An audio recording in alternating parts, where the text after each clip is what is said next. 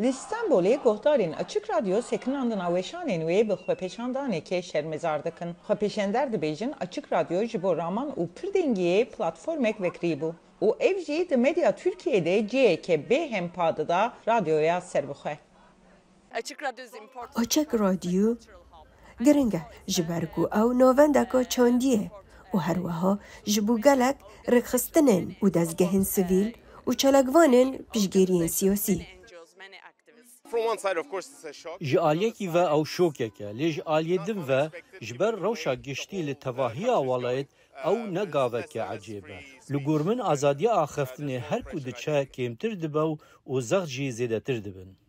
Saziya Bilindiya Radyo û Televizyonê Rûtük got ku destûra Açık Radyoyê hatiye betal kirin. Ji ber ku wê cezayeke diravî û rawestandina weşanê yên berê bi cih neanîne. Piştî mîvanekî Açık Radyoyê kuştina Ermeniyan di 1915 de ji aliyê serwerên wê demê yên Osmanî yên Tirkiye ve wek jenosîd pênase kir, fermana girtina wê hat ragihandin. Rûtükê got ku ev şîrove nefreta civakî azrandiye. Şîrovekar biryara Rûtükê wek beşek ji meyleke berfireh dibînin.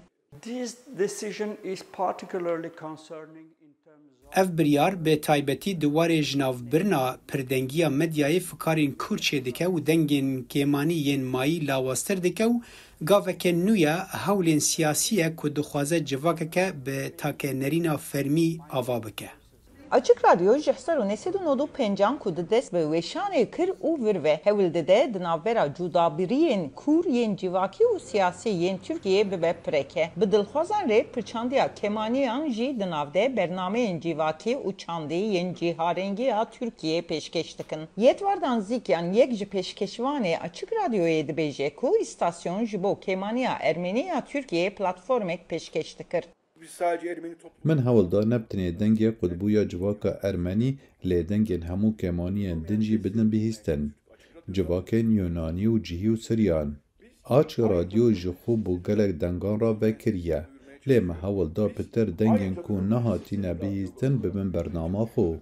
Berfirehiya gohdarvaniya radyoyê piştgiriya gohdar û alîgirên wê derxist holê ku betalkirina destûrê bi xurtî tê şermezar kirin. Partiyên serîkî yên opozisyona Tirkiyeyê piştgiriyê didin radyoyê û gelek kes vê gavê wek ku hikûmet hewil dide zexta li ser medyayê zêde bike dibînin.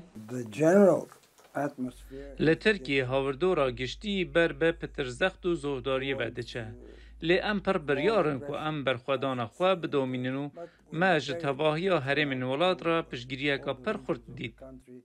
Açık Radyo dijî xedeqeya serxwe li dadgehê serlêdana pêdaçûnê dike û hewil dide ku li ser internetê weşana xwe bidomîne. Lê ji bo vê yekê jî destûrnameyek hewce ye.